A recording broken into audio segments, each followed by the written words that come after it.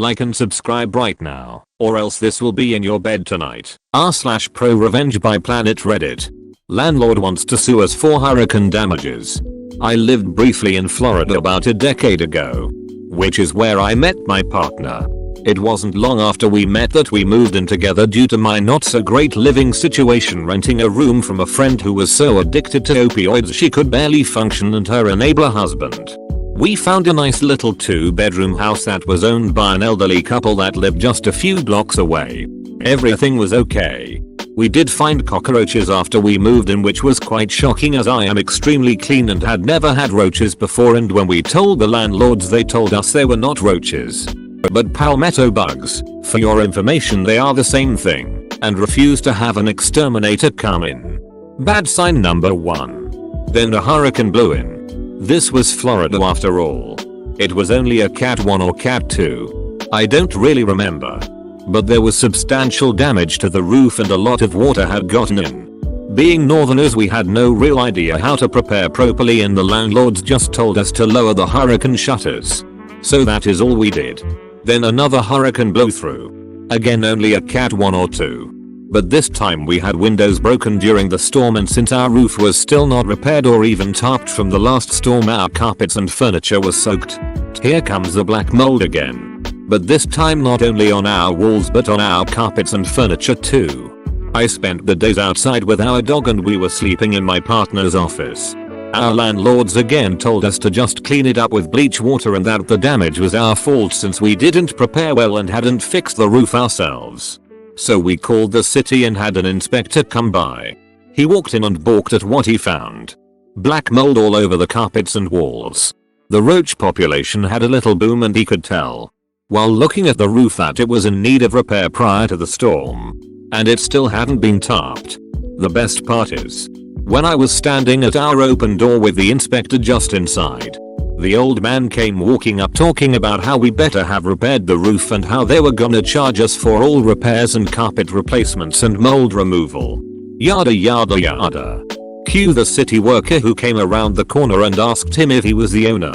He said yes, and the inspector told him he was condemning the house because it was not habitable and that it was not our responsibility as tenants to make or pay for the repairs. He also recommended that we should be released from the lease. Never seen an old man wobble away so fast. After contacting the inspector who saw our house, who took another trip to the house to replace the signage, we turned all of this in. He laughed and sighed and said he knew exactly how to handle it since he saw this all the time after hurricanes, and if they actually sued, he would testify in our favor since what they were doing was highly illegal. He then told us he was going to pay them a little visit and make sure the letters got into the hands of the right people, as well as how he had to replace the signs. Another thing she admitted in the letters. About a week later, we got a really pleasant call from the landlady saying we were such wonderful tenants and how she was refunding our security deposit and how she was graciously going to let us out of the lease and not pursue any charges or the rent for the last few months, which we had refused to pay since we could not live there, and if we needed help finding a new place to let her know and she would refer us to some of her friends who owned property too. Lol, nope. We did learn, cause we were watching the situation, that the house had to be gutted and completely remodeled. We actually parked up the road with some takeout and watched a crew haul out sheetrock and carpet. They could have saved themselves thousands if they had just called a roofer and someone to clean up the mold instead of making us call the city and have the house condemned and then do whatever they did to make them change their minds on everything else. Still wish I could have been there when they were confronted by inspectors the second time. The first was glorious. I had an office food thief, so I bought a nanny cam. A couple things about me that made it really suck to have a food thief. I have a lot of food allergies, so I can't just get lunch at the cafeteria or at a nearby restaurant. I have a new baby, who I'm breastfeeding, and who I pump for when I'm at work. You know how hungry pregnant people are? Yeah. The caloric requirement for breastfeeding is 100-200 calories higher. I am always hungry, because I have a new baby. Half the time I don't manage to show up at work with a lunch. I either run out of time to pack one, or if I did remember, I leave it on the counter. My solution to all of this was to leave lots of non-perishable snacks in my office, and also a lot of candy. Because I also have a 3-year-old and therefore work is the only place I can shovel Skittles into my mouth without a little hand extending into my field of vision and a little voice saying "Wees." Snacks that were specifically free of my allergens. Some of which were specialty foods because of this. The type of specialty food that just doesn't taste as good as food that contains the allergen. And also costs twice as much. Because I'm not getting a lot of sleep right now. I deserve nice things. And then I got the flu. I got the flu. And I was out for a whole week. Left behind at the office was an almost full box of Enjoy Life cookies. Which are not enjoyable but are free of all major allergens. And are also $5 a box for, like, 12 sad little sand pies with some cinnamon on top. I ate one row of these cookies. And then I was out of the office for a week. For 1 week. I was not eating any of my snack hoard. But someone else was. Because I came back to work. Opened my box of cookies. And found one. There was one single, solitary cookie left. And, on further examination, the one box of candy that had been opened was nowhere to be found. And on top of that, the thief had done me the courtesy of opening a new box for me. Except that they actually followed the push here to open instructions instead of just ripping one end of the box open like I do. Which they should damn well know at this point, because by this time they'd been stealing from me for 2 goddamn months. The combination of these two things, the sheer freaking audacity it takes to open a new box so you can continue stealing from someone. On top of the consumption of almost a whole box of specialty cookies that aren't even good, enraged me enough that, after going to my boss and getting some vague promises about checking if the security cameras in my wing of the building are functional or not, I went straight to Amazon and ordered myself a nanny cam. Conveniently, it arrived the day before Valentine's Day. I set it up on top of a file cabinet looking down at my desk. On the desk, I laid out a fantastic spread of bait snacks. I got all my thief's favorites. And then I took it one step further. I bought myself a Valentine heart. Broke the seal to make it more inviting. And left it out on my desk. The next morning, I came into some very obvious snack carnage. My thief had slowly been getting more brazen, again. Who opens a new box of something and opens it differently than the person they are stealing from? But this was just on another level. Individually wrapped things had been dumped out of their boxes. Bits of packaging had been thrown away. And, yup, they'd eaten some of the Valentine candy. For shame. Office thief. Don't you know that's from someone who loves me? I played back the video. All was quiet throughout most of the evening. And I was just watching the shadows lengthen as the sun slowly set through the hallway window. And then, shortly before midnight, the night janitor arrived. And went right ahead and took a 12-minute break in my office. Sitting in my chair, eating my food. I started taking screenshots. I got him shoveling candy into his mouth with full palm to lips intensity. Pouring things out onto the desk to pick his favorite flavors. Not even bothering to put them back where he found them. And yes, eating my goddamn Valentine's candy. I was also, tactfully, asked to please take my unauthorized spy camera home. Which I did. I thought this was over. Until the girl who works the concession stand dropped by to thank me. Apparently the food thief would start his shift just as she was closing down for the night. And would try to get free coffee in that creepy guy way. And then one of the reception staff came by with the same sentiments. I'd never met the guy face to face. But apparently, as a woman, it was not a fun experience to have. I'd shown my screenshots to a few co-workers, whose eating U/5 rabbits in a long coat's food had become office gossip by this point, and word had spread fast. I worked an earlier shift, so I didn't recognize him.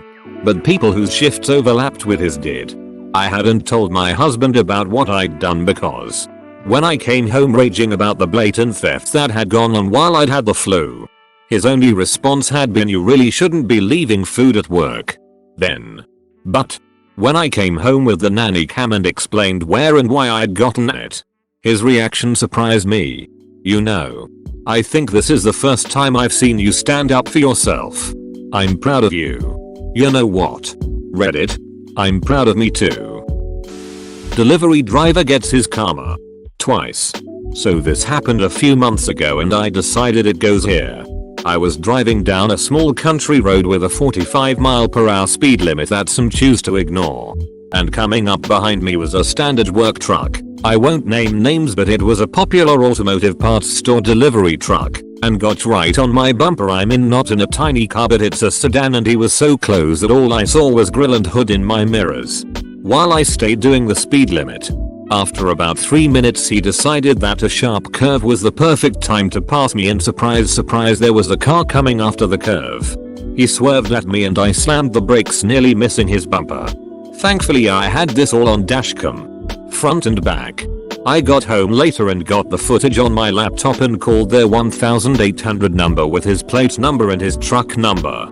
The woman I spoke to was super apologetic and she asked me to send her the video. She watched it while on the line with me and immediately asked if she could put me on hold. I said yes, and a few minutes go by and she gets back and brings me someone else on the line. The local store manager of that driver. She had sent him the video and the manager apologized a ton and promised me right then and there that employee was terminated for that behavior.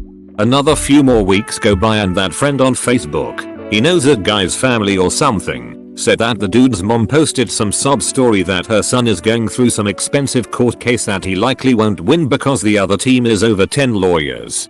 So not only lost his job but then tried to find me only to have his ex-employer sue him. Lol. You slept with my GF. Better watch your back. TLDR at bottom. Full disclosure. This isn't my story.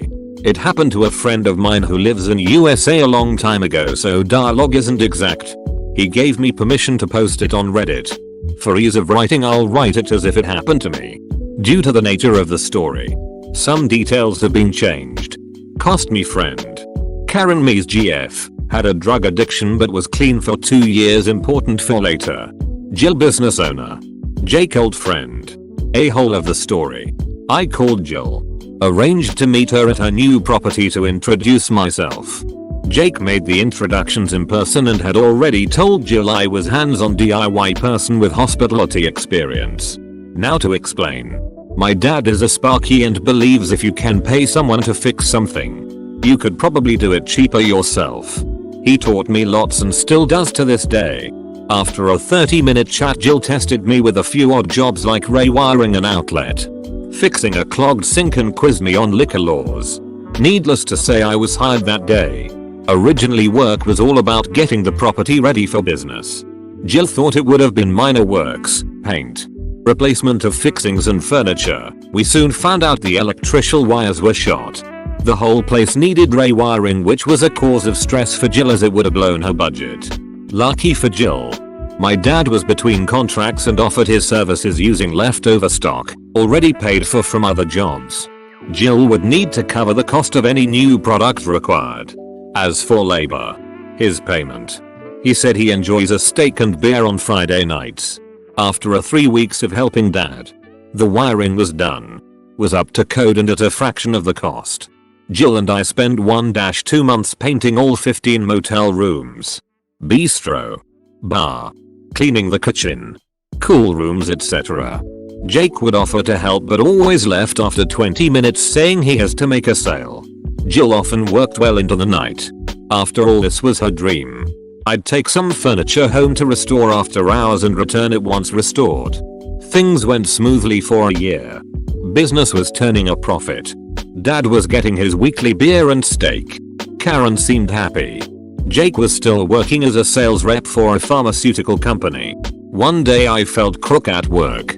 So I clocked off and went home early, pulling into my driveway. With the exception of a turning gut, things felt normal. Jake's car was there but he lived there, so I didn't think anything was wrong. As usual, I parked behind Jake. Important for later. When I opened the door I found Karen doing the reverse cowgirl with Jake on the couch. After seeing me, Jake grabbed his pants and ran out through the back door. Karen and I argued into the night. She tried blaming me, saying I'm never home. I'm spending too much time with Jill. We were keeping things professional. I was her employee. I went to bed and told her she can sleep in Jake's bed as she clearly finds it more comfortable. I called Jill and informed her of this as Jake was her boyfriend. She was upset as he cheated on her but admitted she suspected he was seeing someone else. Jill offered me a room at the motel until I figure out my next move. The revenge. Jake's car still hadn't moved. I went inside and grabbed his spare keys. Chucked on a pair of gloves that were in the garage. I put half the money and one bag of drugs in his boot and thought, hang on. This won't pass. I removed his spare tire from the wheel well and put the bag in there. The other 2 bags. I threw them down the storm drain in the laneway behind my house. As for the $6K cash. Jake did cost me a house full of furniture. Just saying. I sent a message to both Jake and Karen with the typical hurt script. I can't believe you did this. We were friends blah blah blah. I've left, I hope you two are happy together. I then made an anonymous tip to the local police and ATF about a man fitting Jake's description. Loading what looks like drugs into the boot of a car that sounded Jake's car and provided a partial number plate number that matched Jake's car. It didn't take long for law enforcement to find the car and locate the drugs. What I wasn't counting on is Karen was driving the car at the time. She was later released when they found out she was driving the wrong car at the wrong time. A warrant went out for Jake's arrest. The icing on the cake. I found out later that not only was the police after Jake, his supplier was as well, as he lost a lot of product. 12 months after the incident. After a drunken night, Jill and I mixed business with pleasure and started dating. That was 10 years ago. We are married. Have 2 children and just opened our 3rd business. Dad still gets his weekly steak and beer. I did hear a rumor that Jake and Karen wound up in Alaska but can't confirm this. I do feel a little bad about it now because Jake made it possible for me to date Jill and live a wonderful life. I do hope he is well. TLDR. Best friend sleeps with my girlfriend friend. He now has police and drug gangs chasing him. Thanks for watching. Subscribe for 3 videos a day.